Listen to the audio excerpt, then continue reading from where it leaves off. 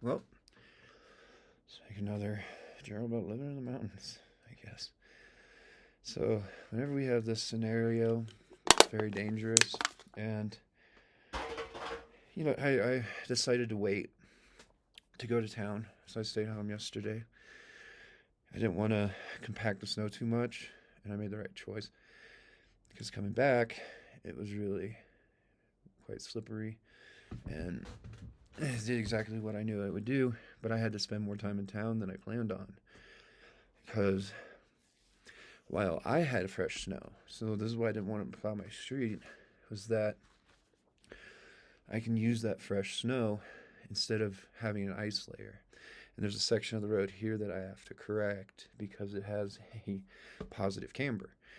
And that means that I will slide off in the right conditions. So I keep, I have that fresh layer of cold snow. So I had all night to really it gets hard and crystally, but that will compact into ice more easily. It's just that the first time that you drive on it is very safe. And so there's no way to prevent it from turning into ice through compaction. It's always going to just happen that way over time. So I made that choice for today to go to town. And I thought about bringing my rake, and I used that just in case I need an ice pick. Like it scores ice and you can break it. And it's a really long one too, so you can get a lot of acceleration with it. It's really great. Now I should probably bring my hammer too now I'm thinking about it. But there's just one section. The whole road is beautiful and fine. And I always forget coming down that hill that there's this one inclined, this like beautiful cambered section, this huge long sweeping turn. But it does build up ice there. And as I'm coming down, I see these kids that slid off. And so I stop and I got my chains and you know, I'm pretty good at getting people out of those situations. Uh, I used to go out and do it just for fun because I like solving problems and I like physics. And so, but, this is the worst scenario. Like literally anything but this you can basically solve with just a bare minimum, right? Before you need professional help. And what it was is an inclined plane with a near frictionless surface. On a curve, by the way.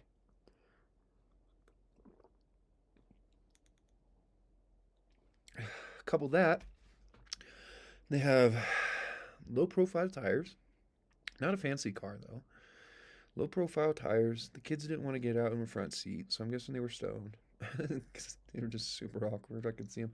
This is this girl, though, trying to help and dig out, and the other kid was helping him. That was probably her boyfriend.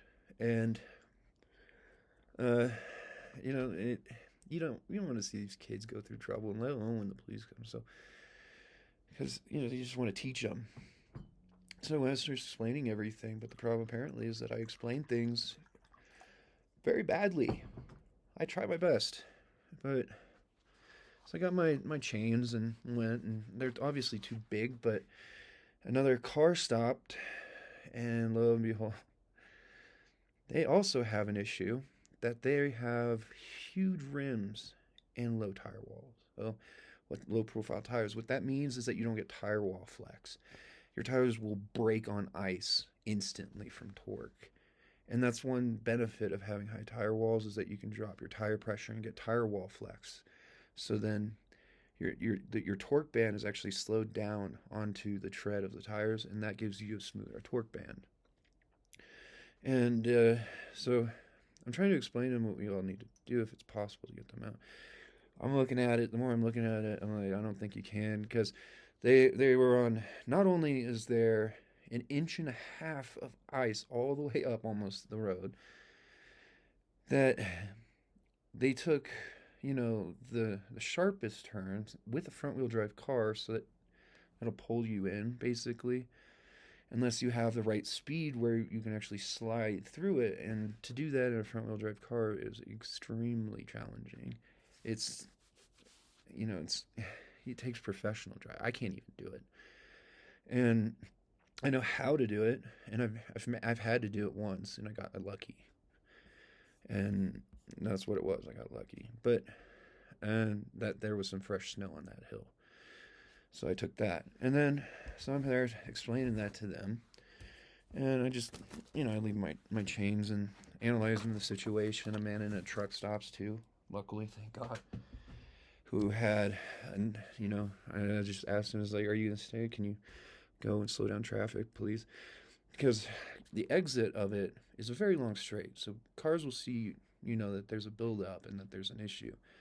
But when they come down that sweeping turn, they can hit this ice patch without slowing down enough, and that can lead to all sorts of other issues. Luckily, he did his job just fantastic. And while I'm telling them how to set things up, I go and direct traffic. I've always kind of wanted to direct traffic. I don't know why.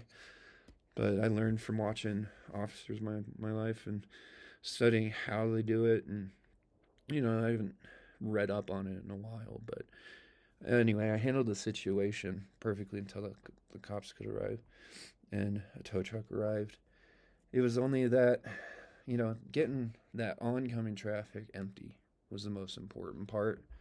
And so that we can still, luckily I did that because a semi came down.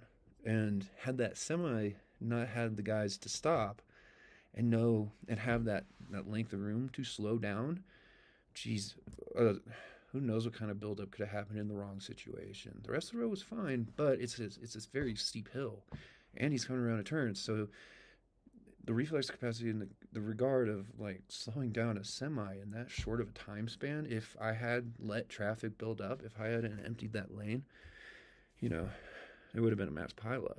I could have even gotten hurt too. So I'm directing traffic, got them all through, luckily. And that's just crazy coincidence that semi came right at that moment. And then, other people had the balls to stop and help. That was really awesome. But the people that wanted to help tow him out with those big tires, I warned them, you're probably going to slip down, and that's exactly what they did. Because I think the vehicle, the original one, since it was over, because like the cement's probably about like that thick, and it looked like the cement was right on where the end of the tire and the frame starts, or the chassis, or whatever else is under their car, So that is almost impossible to move without damaging your vehicle. Even if we had a perfect day, to get that out with a tow truck would cause damage without lifting the front end of the vehicle, and you can't do that on a curve. I tried doing it once on a hill, lifting up someone's vehicle with a lifter thing, whatever you call those. And then this other girl, she's on the other side. So I'm finally got an empty street so that we can start moving that traffic. And she starts sliding too. So I run over there and I explained to her, there's a white patch of snow right behind you. Aim for that. You have enough traction right now to get to that. Once you get to that, you should be fine. She turned her wheels the wrong way and then like floored it, and the tires just spun. So what happens is that like the tires will direct you in their path even though they're spinning because you have no friction. And so all it did was just turn her perpendicular to the road. Oh, that poor girl. I felt so bad. I'm just like making things worse because the way I think is to like I know how to get through with the bare minimum like that. And so that's good to have me around for that. But also I did not think properly for this person. And I told the guy to get out and help me push, and we'll push it up and we'll arch it onto that little patch of snow there, and you'll have traction. And he had no idea what. I don't think that guy would ever consider pushing a car in his entire life, honestly, is what it was. And so I decided to go get my chains, and I told her don't hit the throttle until I get back. She kept just doing it and kept doing it and kept doing it, and then slid right down into the ditch. And oh gosh. And then I'm like, man, when the cops come, they're gonna think that I made the situation worse. And so I just decided, I was just like, sometimes you can help, sometimes how you can help, it just does not work out because people don't understand. And maybe I didn't explain it right. I didn't explain it well enough. Maybe I didn't handle it emotionally well, or it's just my voice or the way I look, my presence that, you know, I tried my best. And either way, at least I got the traffic handled. That until the right authority showed up, and then I tried to explain to that officer. She didn't want to give me the time of day. That that because then we were getting gusts of wind, and what that'll do is build smaller layers of ice that it becomes even more slippery, and that's very very dangerous. Like that, because then it was just blowing just gusts of snow all over everything. I even lost my bag out of my car because I had my window down and it was reasonable temperature. So what that does then, you get that surface buildup. And right before I managed to get back, I did slow down a few more oncoming cars because they weren't having anybody direct traffic. Because like once that drift builds up on that ice, that's going to freeze and create another frictionless layer. And it's not, and if that's not bonded or lumpy or in any manner of that, it becomes very very slippery. Almost just even like studded tires have a hard time in that, especially, and like no tire contraction on that. And luckily on that side, it's more flat, so we could direct people onto that flatter plane where even though there is still ice there, it's not as slippery because it's hit by the sunlight, but now it's gonna be nighttime. And that's what I was trying to emphasize to the officer, that once like it's fine-ish right now on that side, but later tonight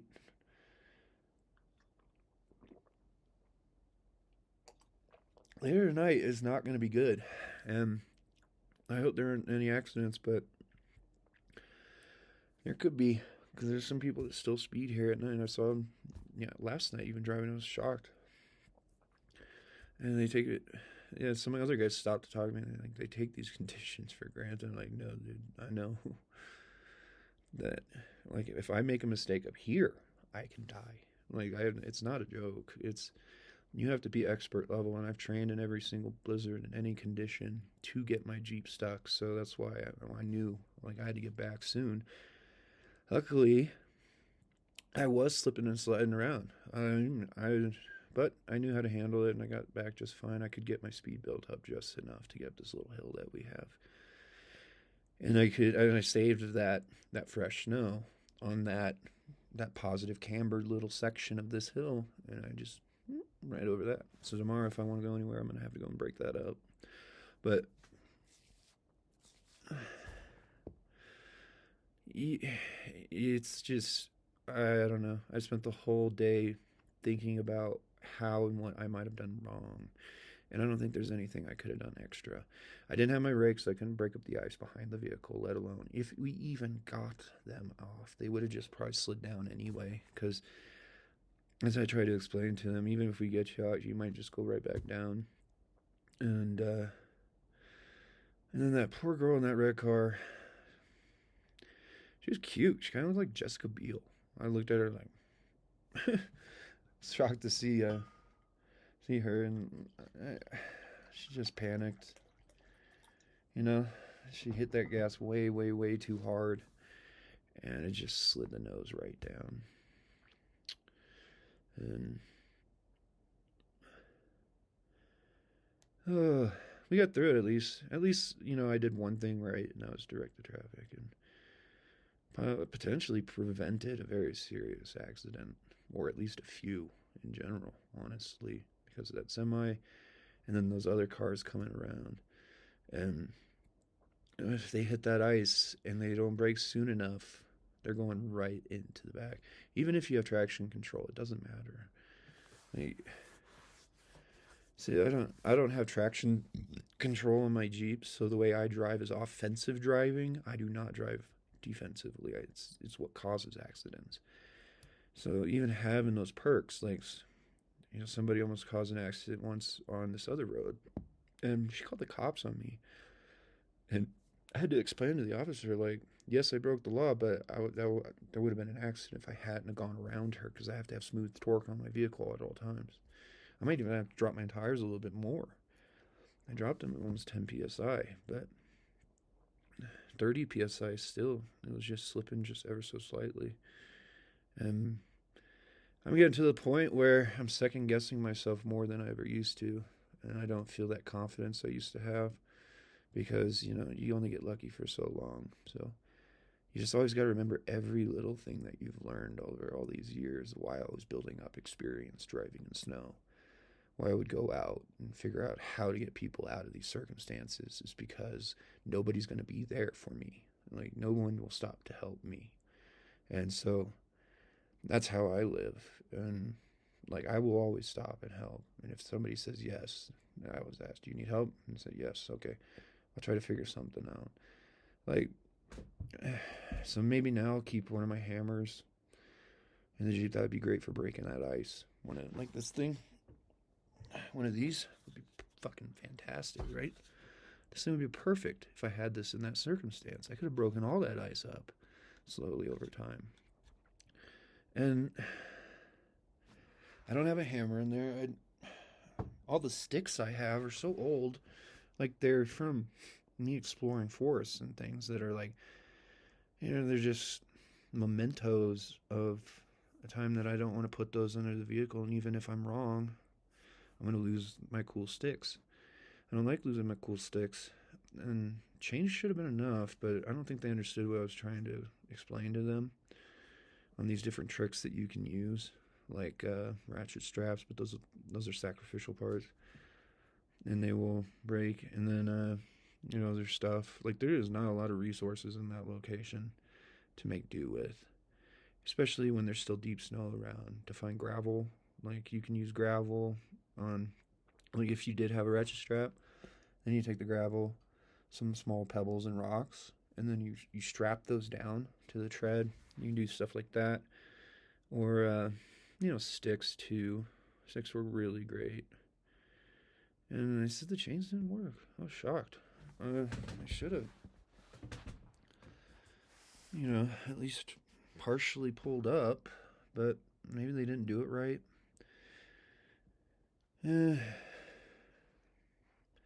Because since they wouldn't fit on the tires, like, the whole point would be to lay a line of them, a string of them. And so as that draws in, it's embedding down, and once that tire hits the curve of the pavement, it's going to have a mass and shock of friction. But once you get past that and that shoots past, then I think you're just going to slide right back down.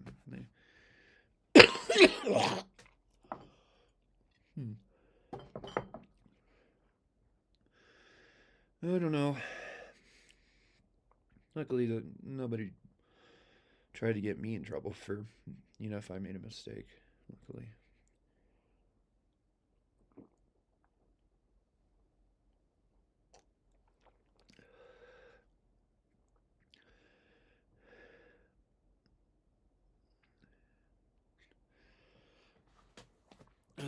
That pushing that vehicle back onto that little patch of snow. That's all it would have taken. And she turned the wheels the wrong way. The poor girl.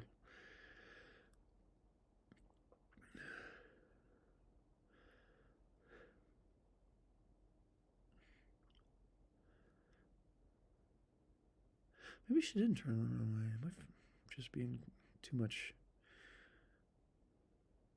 Got a bit of a headache. I've been having migraines lately again, so when I have migraines too, coupled with everything else going on. Maybe I didn't.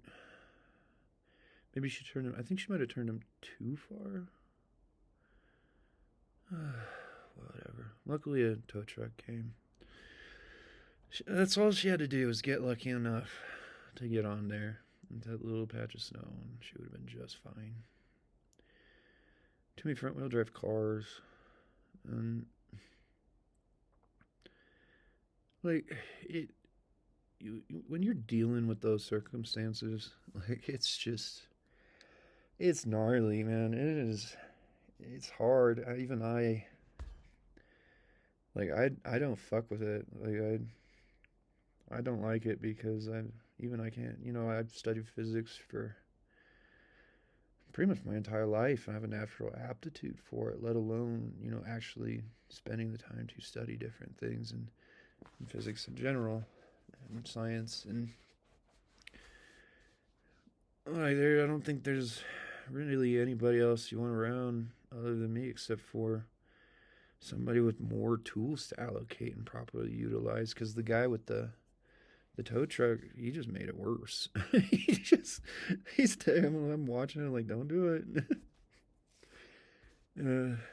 But he had a winch, you know. He did everything just fine and he got her out. And so it's just, don't make it worse, because then he's going to charge you for it. And he's going to charge you for what he did wrong. So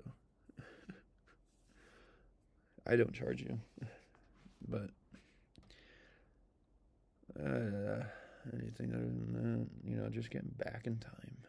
So that, because right when I got back, all my footsteps walking up to my car, ice. Transparent ice. So I knew, and I went when I had the chance to. And at the same time, luckily I went, so who knows, maybe I could have saved a life. Or at least saved it from a pile up, because if somebody slides wrong on that road, in that one little section, there's a tree, there's rocks, and then there is a long, steep hill, about 30 yards that you would roll down. And I can't spend all my time be there, because if then I'm putting myself at risk. It's the same thing like when I would go out and help people, and I would come back and the snow would change on the driveway, and it would be just like that, like it just like that hill that I was scared about. And so I know how much I can do before I put myself at risk. And I got stuck on that little hill, and I took a running start at it to get back to the dry patch. And I got so close, and then I started sliding, and I got stuck sideways. This hill. After analyzing it, I put a rock, and I backed up into the rock, and the inertia of the engine and the weight displacement overcame the coefficient of friction for the snow and the ice on the road, for that inclined plane. And I was able to do it just enough to where it carried her down naturally, and I was able to then take a second run at it, and I got back to my parking spot. But that's when because I spent the whole morning, I helped like 3 different people. By the time I got back, I ended up getting stuck. It's the stupidest thing. So it's like, you can only help so many people before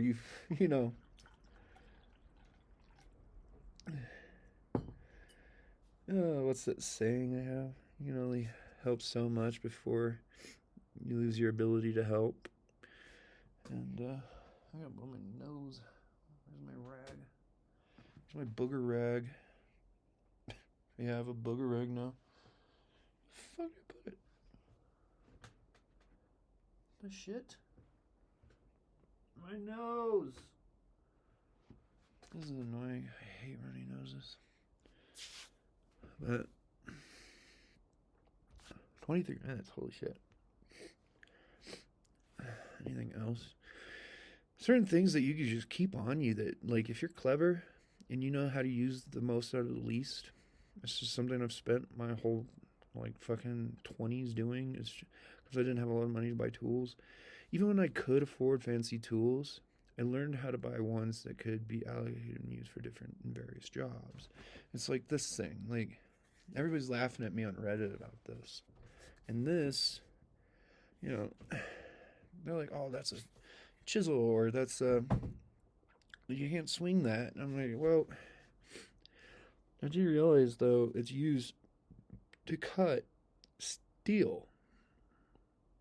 It's gonna work fine on some stone that's not pure granite, like that has a lower hardness scale. Like, it's gonna be just fine. And then there's the hammer side that I can use for smithing. And I can cut and do anything I need to do with it. I can use that for smithing and masonry while building up my grip strength. And it's going to be beneficial.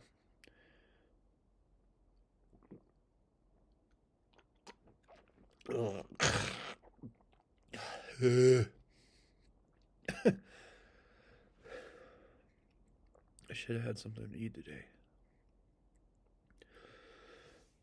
And not just gone straight for sake. Well, after the stresses of what I thought was failure, you know. But I reanalyzed everything I did. And I think I appropriated myself properly and didn't break any laws or make anything worse for people.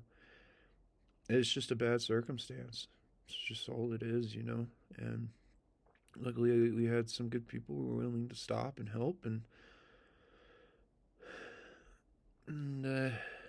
that old timer dude in a giant, ugly fucking truck. Okay, not ugly, but I hate on people in pickup trucks so much. But that motherfucker, he, hell yeah.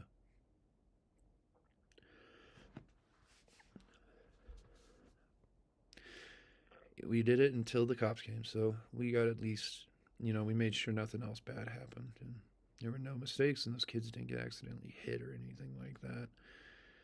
We made sure that the people that passed were safe, and that was mainly just the only success.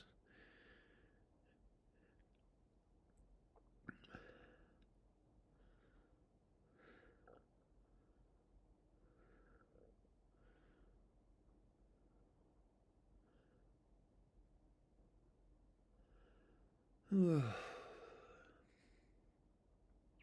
think that's everything.